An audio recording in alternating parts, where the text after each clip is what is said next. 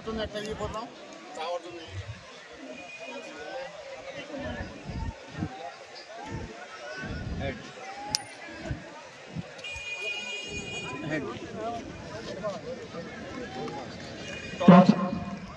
জয়লাভ করেছে আলীনগর আজাদের ক্লাব। আমরা আলীনগর আজাদের ক্লাবের অধিনায়কের কাছে জেনে নেব টসে জিতে সে কি করবে।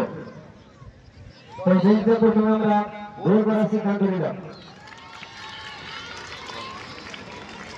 আলীনগর আজাদের ক্লাব টসে জিতে বল করার সিদ্ধান্ত নিয়েছে। আমরা জেনে নেব যে অপর টিমকে কত রানের মধ্যে আটকে রাখতে গেলে নিজেকে সেফ মনে করবে। আমি টার্গেট দিতে পারছি না, বড় ম্যাচ যথেষ্ট চেষ্টা করবো আমরা কম রানের মধ্যে তাদেরকে বেঁধে রাখার। আজকের খেলা হবে 14 ওভারের 4 ওভার পাওয়ার খেলে।